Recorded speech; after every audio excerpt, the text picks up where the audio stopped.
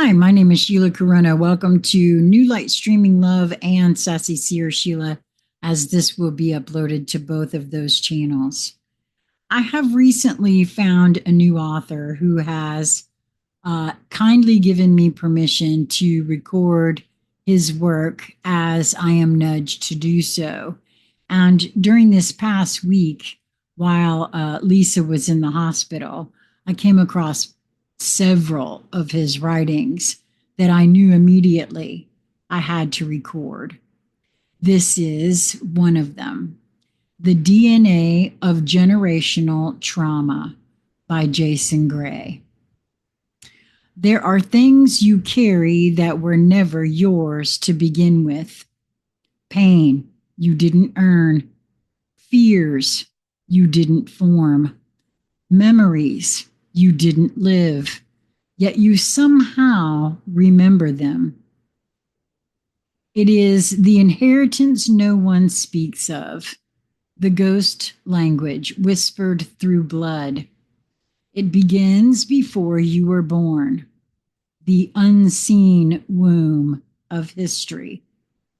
Long before your first breath, before your lungs ever learned the rhythm of this world, your ancestors were breathing in terror, heartbreak, betrayal, loss, oppression, war, famine, abandonment, and encoding those experiences in their very biology.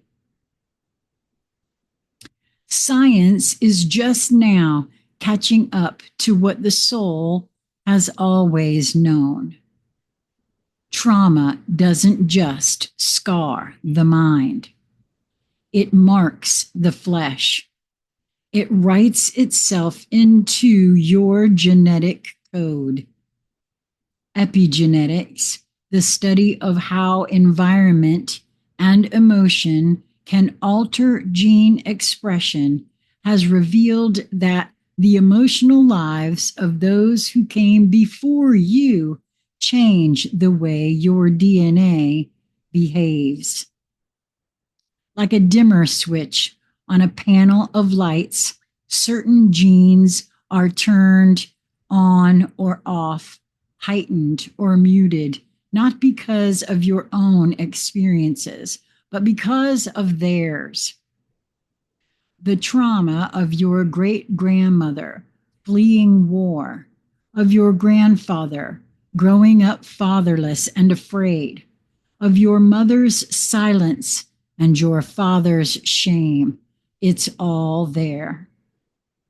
Stored, not in stories, but in the invisible programming of your cells. This isn't metaphor. This is molecular memory. The burden you mistake for personality. Have you ever wondered why you feel unsafe in safe places? Why joy feels fleeting or unearned? Why you sabotage your own success or feel an unnameable grief when looking in the mirror? Perhaps it's not you. Perhaps it's the echo of a wound 5 generations deep. You might call it anxiety, but it's the nervous system, still alert for a danger that passed decades ago.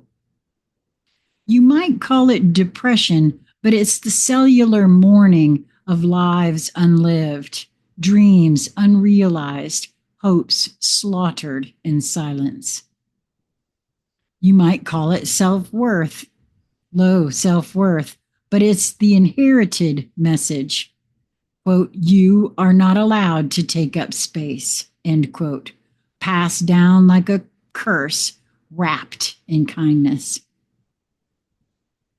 We spend our lives trying to fix ourselves, unaware that we are healing the injuries of thousands of yesterdays. You are not broken. You are bearing the weight of ancestral chains. the soul contracts we never signed but still fulfill. Every family has stories that were buried, secrets never spoken aloud, patterns repeated so often they became identity.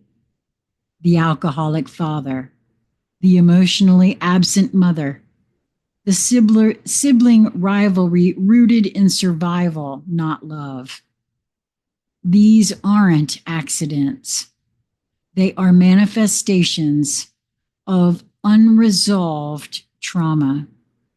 Like a virus seeking a host, they replicate generation after generation until someone wakes up. Until someone says no more. Perhaps this is you, the one who feels too much, the one who sees through the surface, the one who breaks down without knowing why. You were never weak. You were born to end what began long before you.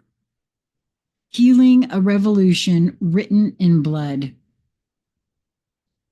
To heal yourself is to rebel against history. To rewire your nervous system is to rewrite your lineage. To remember your true name beneath the ancestral noise is to resurrect the original self that was always buried beneath survival. When you cry, you may be crying ancient tears. When you rage, you may be releasing centuries of silence. When you forgive, not to forget, but to unchain, you are performing alchemy on the past. Every breath you take in mindfulness is a rupture in the pattern. Every boundary you set is a line drawn in time itself. Every child you raise in love, not fear, is a revolution encoded into future DNA. The blood remembers, not just the pain, but the healing too. You are the living revolution. You are not merely your own story. You are the end and the beginning of many. You are the living prayer your ancestors never dared speak. You are the sigh of relief that centuries of suffering can now exhale. This is the work of a warrior.